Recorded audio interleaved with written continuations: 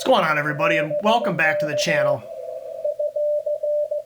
So today I thought I'd talk a little bit about my most used radios of 2024. And while you're looking at probably the radio, in fact, you're looking at the radio I've made the most QSOs on this year, I want to focus specifically on field radios. So this was my first full year of doing CW only Parks on the Air and Summits on the Air activations, and I wanted to talk a little bit about the radios that I chose when I went out in the field more than any other radios. So we're going to look at 6 radios today. We're going to look at 2 CW only radios, we're going to look at 2 full feature radios, and then we're going to look at 2 HTs for a total of 6 radios. So what I'm going to do is I'm going to spin you around here. I'll try to do this carefully so I don't bobble the camera all over the place and make you sick. And what we're going to do is we're going to take a look at these radios, and we're going to look at we'll start with the CW only radios. They tend to be the simplest. There's not the most to talk about with them. And this isn't in any particular order as far as the radios are concerned. The first one I'm going to talk about is the LNR Precision MTR-4B.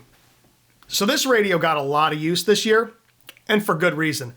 I like this radio for a number of different reasons. First, it's a good form factor. It's not the smallest radio I own, but the form factor is good. It doesn't have a bunch of knobs and stuff sticking out of the front. It's got a couple of band select switches, a couple of buttons, and an on-off. That's it. It's a very simple radio from a user standpoint.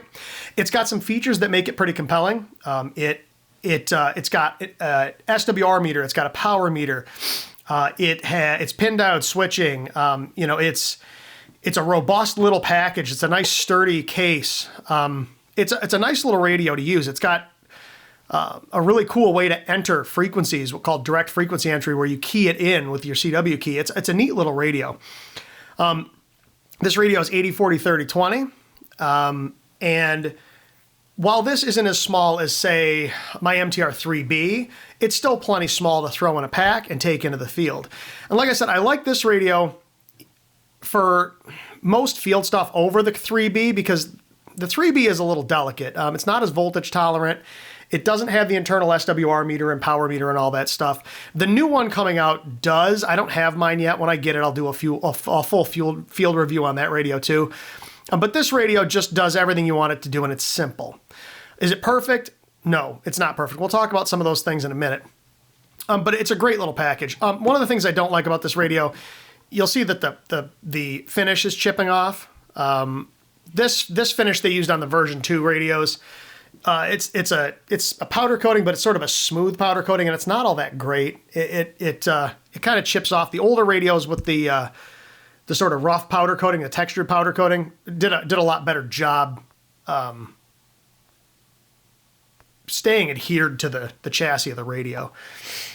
Now, the other CW only radio that I used more than anything else this year is the CFT1 by Jonathan Kane, Cam4 CFT. This radio is very small. Now you'll see that the footprint is smaller than the 4B, but it is thicker than the 4B. It's also plastic. It's got 3D printed parts and stuff, which some people don't like. I don't mind it. It's not as good. It's not going to be as robust as the Mountain Topper is, but this radio has some features that make it a pretty awesome little radio. This is a 5-band radio, and it's the correct 5 bands. It's 40, 30, 20, 17, 15, which is that's the perfect band selection. It's very simple to use. It's got 4 playback menus or messages, so you can play back. I've got 2 CQs, one for Parks in the Air, one for Summits in the Air. I've got a thanks in 7.3, and I got a QRZ all programmed in here. The other great thing about this radio, well, there's 2 really awesome things. One, the receiver in this thing is amazing. The receiver in this radio is astoundingly good. And the menu structure is fantastic. So when Jonathan put this radio together, he really put a lot of thought into, okay, who's going to be using this radio? What are they going to be using it for? You can go into the menu. The very first thing is key speed. And you can run this radio while you're in the menu. And I can change key speed in real time. Now, key speed's adjustable on this also. However, in order to change key speed, I need to go in the menu and then go into key speed and then adjust the speed up and down with these keys. And when you go into the menu, this radio becomes deaf. It can't receive anymore. It can't do anything until you leave the menu. So if I need to QRS for somebody on this radio, it's kind of a pain. This radio, I can run this thing in the menu and just turn the key speed up and down in real time. It's so nice. The operation of this radio is amazing. He put a lot of thought into this radio. Running this radio in the field is a pleasure. He is currently working on another radio. I don't want to say too much about it, but I think that one will have some pretty compelling options on it as well. So keep your eyes peeled for that. But yeah, as far as CW-only radios are concerned, these are going to be the two that got the most use. The LNR MTR 4B version 2 and the Cam 4 CFT 1. Okay, those are the two radios that CW-only radios that saw the most use. Now from there, let's take a look at a couple full-featured all-mode radios. So this one should come as no surprise. This radio saw more use than any other field radio I own, and that is the Elecraft KX2. Now, I have my gripes with the KX2. This is not a perfect radio. I'm not a fan of the build quality. I don't like the sort of cheap erector set case it comes in. I'm really not a fan of the chintzy plastic knobs. The encoders on this thing aren't amazing. The menu structure is kind of obnoxious. However, the form factor is fantastic. The feature set is fantastic. This radio is, 80-10, I think. It's got an internal battery, internal speaker, internal mic, fantastic internal tuner. The screen is super easy to read, right? So when I turn this thing on, this screen is super easy to read. In bright sun, in any conditions, this screen is super easy to use. It's very, very, very easy to see the information you need. So while this radio has its drawbacks, the advantages of this radio outweigh those drawbacks. I mean, the receiver is great in this thing. The keying is fantastic in this thing. It's pin diode switching. Like I said, you've got an internal battery, internal speaker, internal mic. The tuner in this thing is incredible. And it's all in this little tiny form factor. Now, these things are eye-wateringly expensive these days. I just looked and they were I think they're like $1,700 for a shack in a box now. That's nuts. I think when this is one of the original KX2s from when they first came out, and they were half of that, right? So they've gone up in price dramatically. But it still is. It's a fantastic package. It's very hard to argue with this, and this will do everything. This will do CW. It'll do voice. It'll do digital, although digital a little clunky on it. You can totally do digital on it as well. So for me, this radio got the most use out of any field radio I own. Now the other one, as far as all mode radios got a lot of use this year, this one kind of surprised me. And that is the Yaesu FT891. Now it shouldn't surprise me. I don't know why I was surprised by this radio, but I was. I fought buying this radio for a long time. I didn't see any need for a 100-watt field radio. I was fine with QRP. I'd heard horror stories about the menu structure in this thing, and I didn't really think I needed it. But with the band conditions the way they are in the summer, I decided, you know what, I'm going to buy a 100-watt radio for the field just so that when the band conditions are in the tank, I've got something I can still use for activations. And I will say that, in the middle of the day in the summer, when the bands are just in the tanks, the difference between a 100-watt radio and a 10-watt radio mathematically isn't a lot. But when it comes to actual function of the field, it definitely made a difference. Now, how huge a difference is it? It's hard to say. But sometimes 100 watts will get the job done when a QRP radio won't. Now in the winter, like right now, it's December. If I go out right now, I could make contacts all day, every day on this KX2. I could run 1 watt on this thing probably and make on CW and make all sorts of contacts on this thing because the bands are great right now. But in the middle of the summer when the sun is angry, whole different ball game. Now again, this radio is not perfect, but it's got its advantages, right? It's 100 watts, it's a Yaesu, so the receiver in this thing is fantastic. The form factor is actually really good. I mean, it's not huge. If you look at this radio, so I'll compare it to the FTDX10 here. All right, the lighting in here is not amazing, but you can see how much smaller that radio is than the FTDX10, right? And I've carried that FTDX10 out in the field before, but the FTDX10 is a big radio and it weighs 13 pounds. Right, this is a much, much smaller radio. Much more compact, much lighter. And the menu structure thing, while it's an issue, isn't as big an issue as people make it out to be, because once you get your quick menu functions set, you pretty much never go into that deep menu again, right? Once you've got things the way you want them, unless you need to change something weird, you're hardly ever going into that deep menu. So it's really a non-issue.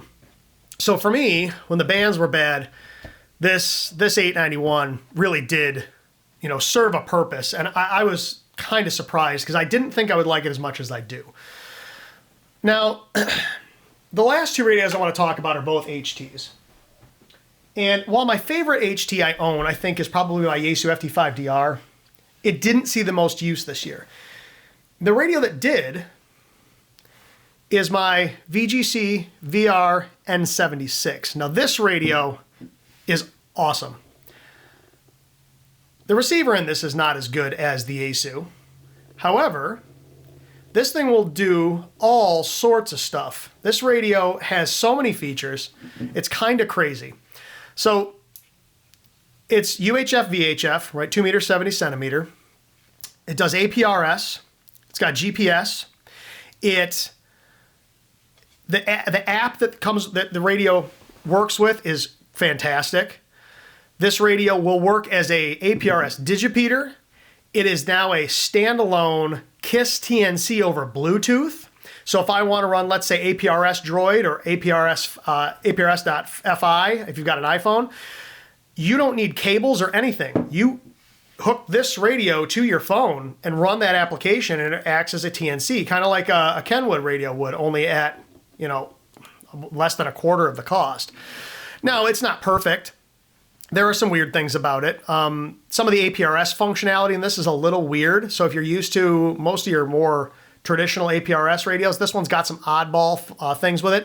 If you want to see what I mean, Cam4ACK put a video out about the APRS on this radio and some of the things that he didn't like. And I agree with him on those. But I will say that for all intents and purposes, this radio does so many things so well I can look past that. Like I said, APRS, KISS TNC, GPS, fantastic app. It's easily Mars moddable if that's important to you. So you can, it's not, I'm not telling you should do that, but this radio will work on GMRS and MERS and all those things very easily. This radio just has a lot going for it. It's IP67, it's USB-C charging, right? It's all of those things that you look for in a field HT. So for me, this radio saw a lot of use, which is funny because I've only had this since like July. So this radio got a lot of use. It's for me right now, I think this is probably my favorite field HT. Like I said, the FT5ER still has a lot of benefits that this doesn't, like the wideband receive and the fantastic receiver. But for a kick around radio, man, this thing is fantastic. Now the last radio is actually not a ham radio. The last radio is my Woshin KGS88G GMRS radio. This radio sees a lot of use because I use GMRS with my family. My wife has this identical radio, only in orange. I like this radio in the field. It's IP67. It's very simple. It's one line screen. It doesn't have a bunch of nonsense going on. It is USB rechargeable. All right. It's very compact. It's got a good receiver. It's a super het receiver. I like the fact that it's got a knob on top to change channels as opposed to having to go up and down through the menu or through the channels with the up and down buttons here. So all in all, while I own a whole bunch of different GMRS radios, I think this is the one that sees the most use just because it is such a simple radio. It's small, it's waterproof, it does all the things I need it to do in a great package. So when we look at the radios that saw the most use this year, that's what you're looking at. You're looking at the VGC VRN76, the Woshin KG-S88G, the CFT1, the MTR4B V2, the KX2, and lastly, my 100-watt Yaesu FT891. Those radios have features that I value in field radios. Are they perfect? No. But were they the radios I reached for the most? Yes, they were. So I'll be curious to see what you folks think were your most used radios of the year. So like, Aaron, if you're watching this, I know what yours are. I know you're going to tell me it's the IC705 and the MTR4B. And I will say my 705 is right here. And I will say that would be the runner-up. So if we were talking about all mode radios, this was probably the third most used. It almost displaced the 891. But this radio being QRP, it didn't see as much use over the summer just because it is a QRP radio. So like I said, I'll be curious to see what everybody else thinks was their most used radio of 2024. What do you look for in a field radio? What are you looking forward to in 2025? There are going to be some new radios coming out that have some pretty cool features, and I'll be curious to see how well those work. As I get my hands on some of those radios, I'll do some reviews on them. But yeah, I'm curious to see what everybody else thinks. So with that being said, I really appreciate everybody watching. Thank you all so much for the support. Like I said, if you've got any questions, leave them in the comments below. If you've got questions about these radios or any of the other radios I own, go ahead and leave a comment, and I'll do my best to answer those questions. If there are things you want to see, let me know. And with that being said, I really do appreciate you watching. I appreciate the support. And until next time, as always, 7-3.